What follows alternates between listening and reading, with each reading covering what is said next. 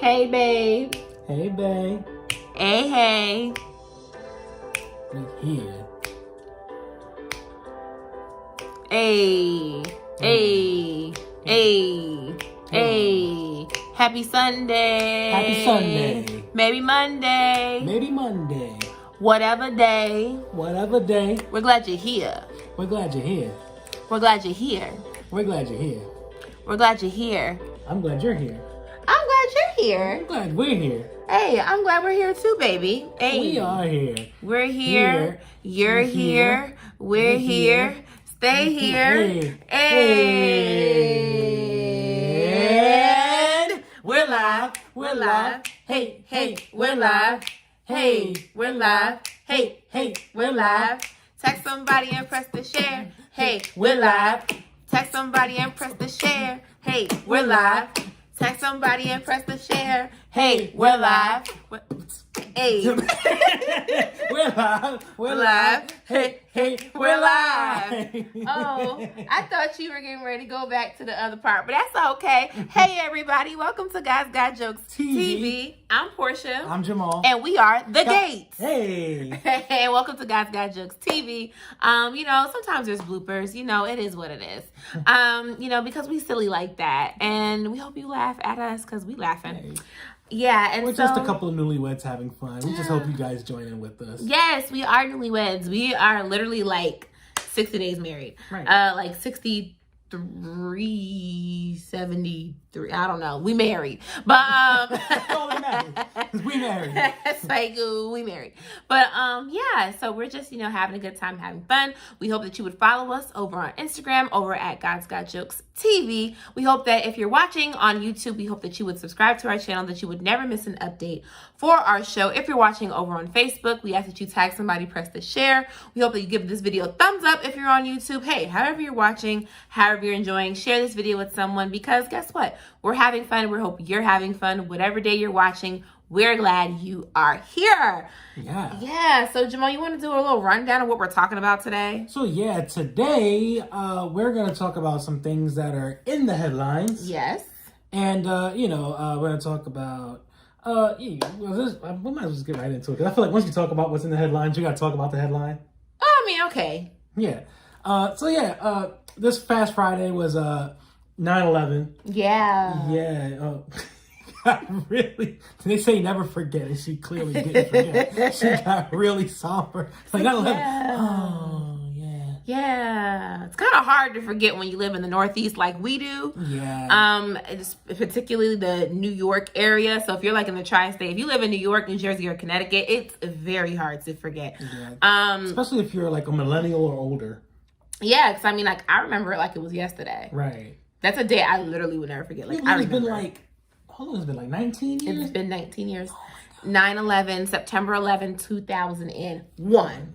So it's been 19 years. Next year's the 20th anniversary. You know what's really crazy?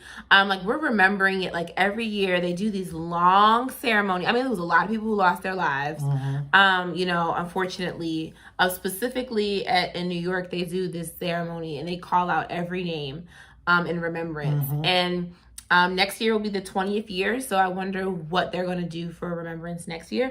You're a New Yorker. You're from Queens. Do you remember that day? I remember that day very clearly. I was in, 6th or 7th grade? You were in 7th grade because I was in 6th grade. Okay, cool. So I was in the 7th grade, and, you couldn't, Queens wasn't in one of those areas where, you could hear, everything, the commotion going on in Manhattan, but, I remember my teacher... she was teaching, I was in math class. Mm-hmm. And my math teacher, she just stopped everything. She's like, kids, I just need y'all to know, Manhattan has been bombed. And my little 7th grade old self, I was like, the whole borough? I was like, oh my God, what's happening? And then they let us out of school early. Mm-hmm. I found my way home. But you could actually see the smoke all the way from Queens. Oh, I'm sure you could. Yeah, it was crazy. And I got home and then I just wanted to watch cartoons because I knew what was going on because I saw the news. But I was just even back then, I didn't like to watch too many negative images because it just made me sad. But even the cartoon channels, all they kept doing was replaying what happened. Oh my gosh.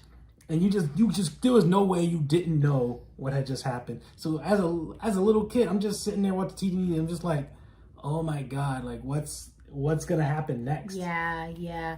It was a really, really, strange day, a really sad, scary day. And even like now, if you also live in the DC area, the DMV, you are also really impacted by this too, because not only did planes crash into the Twin Towers, but a plane crashed into the Pentagon. So if you were in proximity to the DMV as well, you would probably also have some really horrific memories of this day as a plane crashed into the Pentagon. But for us who live in the North, and there was a plane that went down in like Pennsylvania. Right. So it was a whole lot going on in this region. And if you were living in New York or New Jersey or even in Connecticut, like I was living in Connecticut because that's where I'm from. I'm from Bridgeport. It was about 10 o'clock in the morning or so when we got like a radio announcement in the school saying that we were going to be dismissed early, and that there was an attack. My teacher, Mr. Carlson, had a radio on in the morning, and he heard the reports going on. I remember him taking us to the map to show us where the Middle East was. And he's just like, so there are people from the Middle East. So now, mind you, we're in the 6th grade, right? He's trying to explain it in 6th grade terms, right? I would never explain it this way. This is what he did.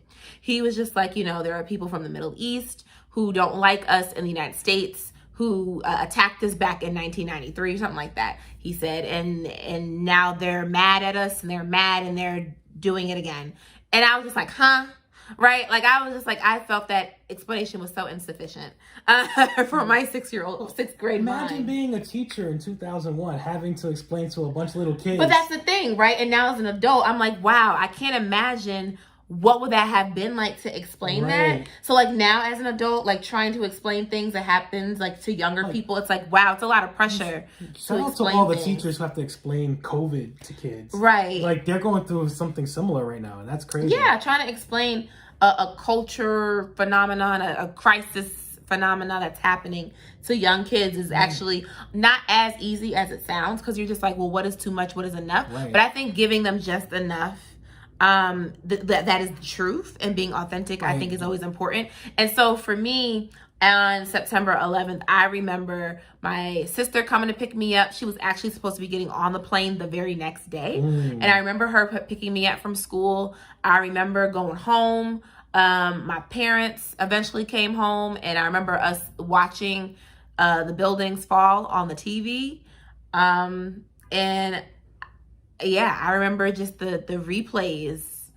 And I know it changed the way we traveled forever. So yeah, I remember it. I remember it very well that day. And just everybody within a 50-mile radius of New York City just went home, and just people getting dismissed. So yeah, that's what I remember. Yeah, but that was in 2001. We're in 2020. We are, child. They got enough of a pandemic, enough trouble of its own. A year we'll never forget, right? Half the year was closed. Yep. But this week. What was this week, baby? The U.S. was open. The U.S. was open. But not in the way that you think. No, it was open for tennis. It was open for tennis. Yes, tennis was in session. And, of course, one of our favorites, she's my cousin in my head, my cousin. Oh, yeah. The black superhero herself, Serena Williams. Serena Williams, she's my cousin, y'all. My cousin. Kinfolk. My Cali cousin. Okay? Because, I'm a Williams. That's my maiden name, Williams. I'm Portia Williams Gates. Hey, 2 last names, like Ruth Bader Ginsburg, like Coretta Scott King, gotta say the whole thing. So Serena Williams was playing in the match, in the tournament, and unfortunately she lost in the semifinals. She's really working hard to get that 24th Grand Slam. Shout out to her, like the fact that she's in that position to have 24. That's 23. She's working on her 24. Yeah, she has 23. She's working on her 24th. So for her to be in a position to have 23 already is what I'm saying. Like, yo, shout out. Her legacy is already cemented in my eyes. But I want her to really nail the hammer and get that. So hopefully she's in the French Open and she gets that victory. Yeah, I want to see it for Serena too. If I'm honest, you know, Serena's stamina for tournaments has changed, right? I think, and it has nothing to do with me saying, oh, well, she had a baby, she shouldn't be doing this. Like, I'm not saying that at all, right? Girl, keep making it. That, you know how much a semifinal check is, okay?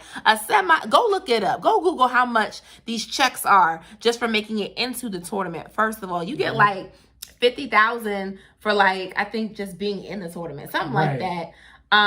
Or like you get money, okay? So Serena got paid. So yeah, she didn't make it to the finals, but sis got paid, okay? Like Serena got paid at the end of the day. And so we have to remember that too. And so I encourage, I'm so glad that she's out here in these tournaments, but I'm also acknowledging the fact that the stamina that it takes. See, it's different from when you're just trying to do a single match versus when you're doing a match every other day and you have to perform at your top, and to do that every single day, back to back to back to back tournaments, back to back matches in back to back tournaments, that's a lot. It is and you know, and Serena's getting ready to be 39. You know, she's going up against 16-year-olds and 18-year-olds and 20-year-olds, still playing at an elite level. It's hard. So I think we need to give it up for Serena, give it up for her her perseverance, her tenacity, her endurance, right? The fact that she is able, like, she really is the greatest of all time. Regardless if she wins or not, I should be like, regardless if she wins or not, she is the greatest tennis player to ever play the game. Not the greatest woman, the greatest player to ever play the game. Period. That's on period. That's that on that. No, she really is the greatest to ever play the game. Yeah. She really is. You can't hold a candle to her. And you know, if there was no Serena, there wouldn't be the current champion, Naomi Osaka. Naomi Osaka, go Nay. You know, Naomi, go girl. Naomi Osaka, the new kid on the block making waves, the highest paid woman athlete, period. Yes, she is of the all highest time. paid. Yes. Yeah. And she's still fairly young. I'm not sure how young she is anymore. I don't know how old she is in terms of age, but this is her second U.S. Open. I'm really happy for her, you know, because she is still a black woman out here winning it. And she's a black woman who just happens to have dual citizenship. So not only is she American, she's Japanese.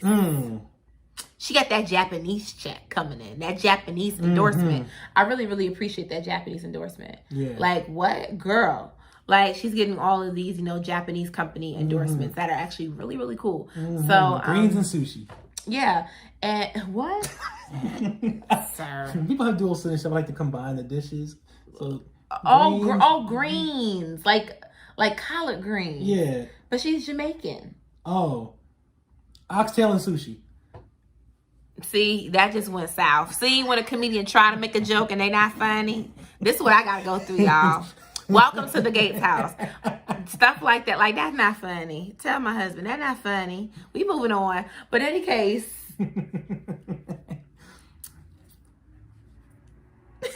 Look, I get... This is my clearing the energy. Like, this man. That's her. Is he burning sage with your fingers? This is me doing something. Okay.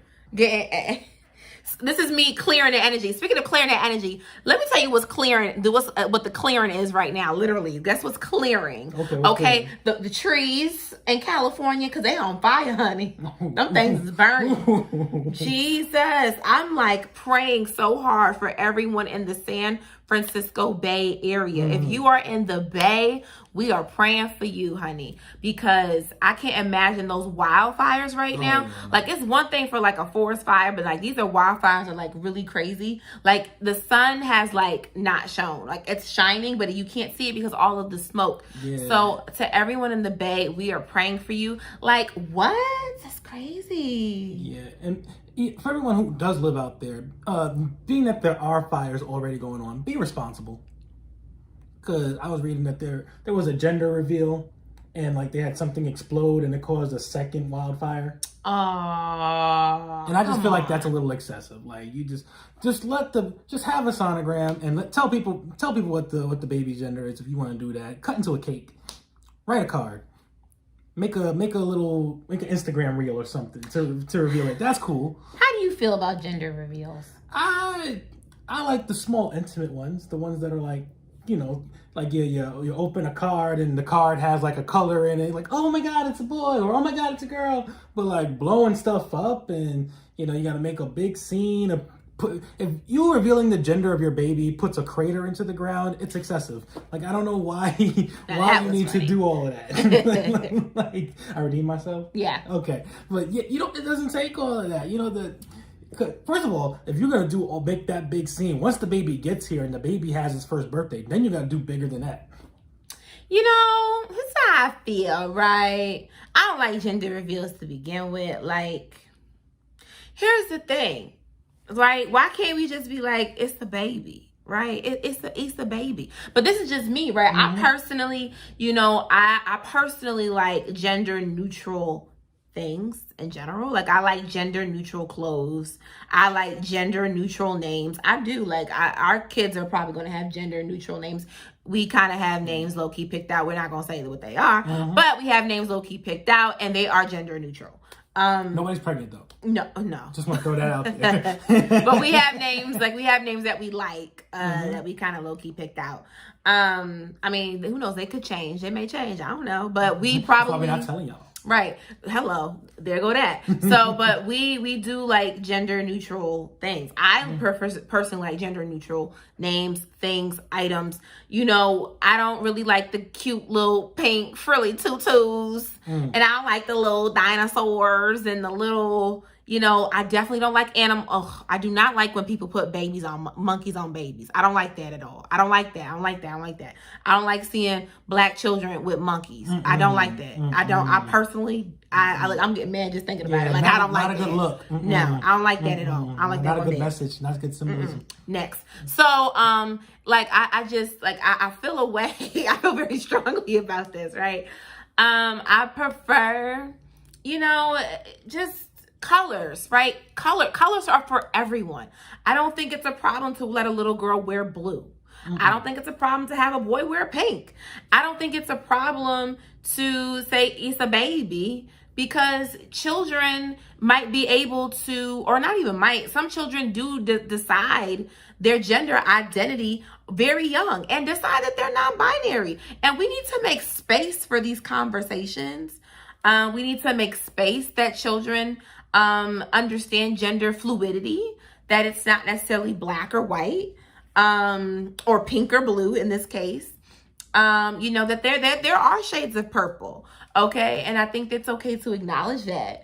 And so I think I kind of wrestle with the gender reveal, because I'm just kind of like, well, the child kind of gets to decide that when they're here. And so it's like, how about we just deliver a safe, healthy human baby? That should be the focus. Like, it's a baby, a healthy human little person. Like, a little human. Like, this, it's a baby. Yeah, it's a baby. So, yeah. And if you're like, well, what are you having? It's like, the gender is, male. The gender is female. It's a baby. Yep. That's what I gotta say about gender reveals. Bloop. That's that on that. Period. Okay. You know what else is in the news? What's in the news, baby? A lot of people say 2020 is a bad year. Not for me, it ain't. I mean, in fairness, personally, it's not a bad year. There have been some sad things that have happened to, in our families. But I would say overall, it is not, for us, it has not been a bad year. Right. And, some people say good things aren't happening in the world. Mm-hmm. So I want to focus on something that, in my opinion, is a good thing, and it makes me very happy. It was announced earlier this week that Keeping Up with the Kardashians is canceled. That's funny. That is, look, you can't be mad at God when something like that happens, okay? Like, I feel like this TV show has been on for way too long. I don't know why it's a show. I don't know 14 years. 14 years. I'm still trying to figure out what makes any of them famous. They're famous for the sake of being famous. Oh, I'll tell you what make them famous. So first of all, we know them because of their daddy's a lawyer, and got Johnny Cochran acquitted. If it don't fit, must acquit. not Johnny Cochran. Their father worked with Johnny Cochran to help get O.J. Simpson off. I just jacked that all up. Right? Or wait, or was Mr. Kardashian the lawyer friend who was opposed? I don't know. I don't know. The point is their father was a lawyer and he was active in the O.J. Simpson trial. Yeah, Johnny Cochran got O.J. off the first time. Or every time. I don't know. But Mr. Kardashian, maybe he was on the other side. I don't know. Maybe Mr. Kardashian's on the other side. But the point is, everybody know their daddy from the O.J. Simpson trial. Cool. But I also think they know him is because Kim Kardashian and Ray J got a sex tape. Let's call it a spade a spade.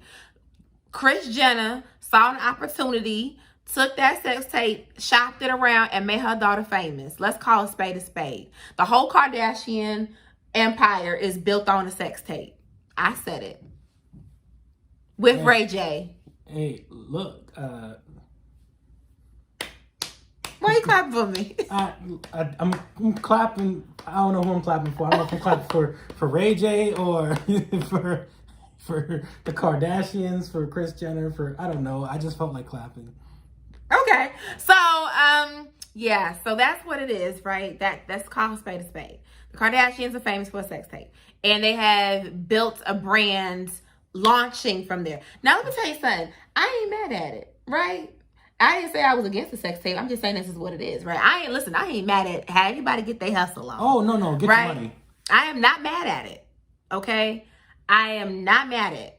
But I will say, I am mad at is how the Kardashians has used African-American beauty, African-American bodies, like African diasporic bodies, to recreate themselves, to sell an image, and to misappropriate Black womanhood. Like, I'm not a fan of that. Yeah. I don't care about them putting their lives up on TV. Like, whatever. Like, that's your business, right? But this whole, like, you want to change your body to look like us, but you don't really want to get down with us like that. Yeah. Yeah. But they're using a TV show to further convince people. Okay. So you want to have the booty, you want the lips, you want everything else.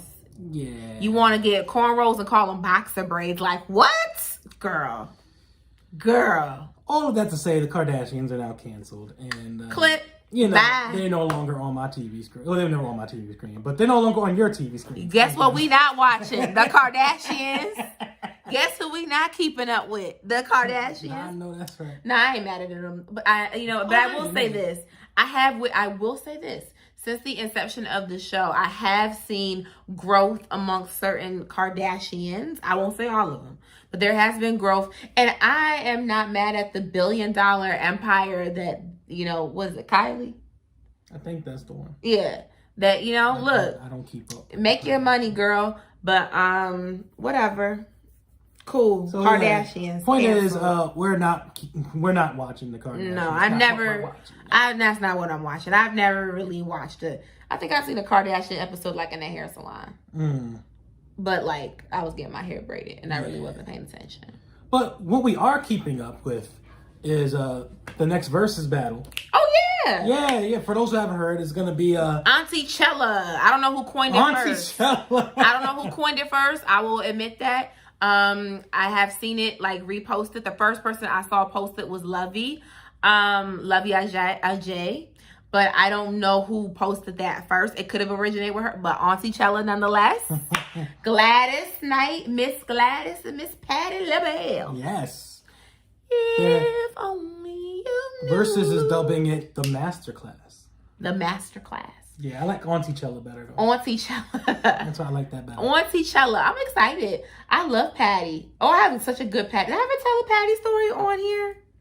On God's Got Jokes? I don't think you have. I don't think I have either. But you know what? That's a really good story for next week. Mm-hmm. After the battle, we're going to really get into Patty versus Gladys. Mm-hmm. That is actually happening if you're watching today on Sunday. It is today. If